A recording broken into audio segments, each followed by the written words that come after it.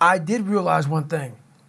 The things I don't enjoy that I still do, that's where growth is at.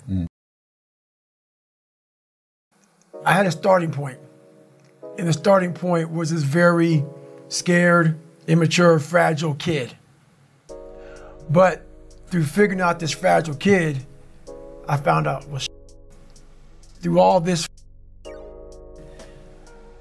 this can come out the other end. A person that does 4,030 pull-ups, who runs miles and miles and miles at a time. But we all have these abilities, not just to run and do pull-ups, but these abilities that once we go back into our dark holes, that a lot of us have. A lot of us come from, insecurities, a lot of issues, but we don't want to visit that place. Place is scary. Place is something that we want to forget about. I had the courage, finally, to go back in there and organize it. Get it organized in my mind and figure out, where to start from. So, but the journey led me to the so-called superhuman stuff that I do now. Yeah. So when you said you had the courage finally, what does finally mean? I was haunted. So we all have these voices in our head. We like to not listen to them. The one that comforts us and keeps us nice and warm and cuddly and gives us cookies and milk at nighttime and we like that voice. That voice, the one we want to always hear, which is why people don't like to listen to me a lot. Some people do, some people don't. The only thing that changes you is being real. So basically, I had to have the courage to go back in it because nothing was getting done. I kept on going to that nice cuddly voice in my head saying, you know what? You don't need to do this. That's too much work, man. You've earned this. You deserve this.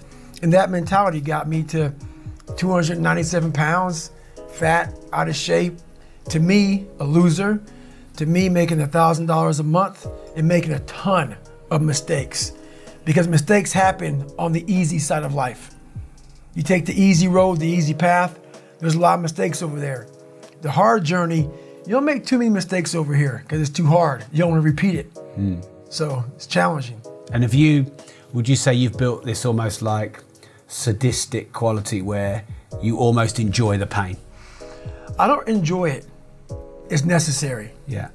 It's necessary. So every morning I wake up, it's not just about working out, but for me, working out has been a very big part of my mental growth. So for me, if I am not challenging myself every day, and I swear to God, people will not believe it, I was over almost 300 pounds twice in my life. A person that does that twice in his life does not enjoy cardiovascular activity, okay? Yeah. So people can put anything they want to in their head. I did realize one thing. The things I don't enjoy that I still do, that's where growth is at. And that's, for me, the only place growth is at, is in that very uncomfortable, in that uncomfortable zone. Yeah. So I have to visit it every single day. So, and when you say visit it every day, what sort of things are you doing daily to push yourself? So for instance, today I woke up and I just got to London and I don't know where to run here. It's very difficult to run around this place. So someone said, hey, you can run around out here, like around this 1 mile block. And I'm like, you know what? I'm not doing that. So I went down to the gym and there's this like crazy elliptical trainer, but it's not a normal elliptical trainer. It's one that you like almost self-power. It's very... Yeah, it's not electric. It's very difficult. Yeah. So I got on that thing and I realized, man, sucks. And after like 2 minutes, I'm like, I don't want to do this. So right then I realized, it looks like we're gonna be here for a while. So I did that for 2 hours and 45 minutes. Wow. Yeah.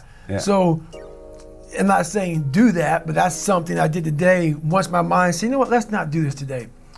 I said, well, since my mind went there, I redirected it and said, just for having that weak thought, we're gonna be on here for a while. Right, so it does sort of sound like you're punishing part of your mind in a way.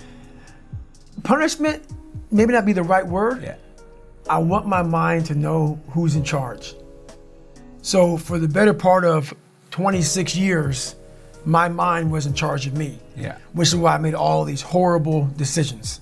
Once you take control of your mind, you start making decisions for yourself versus your mind making decisions for you.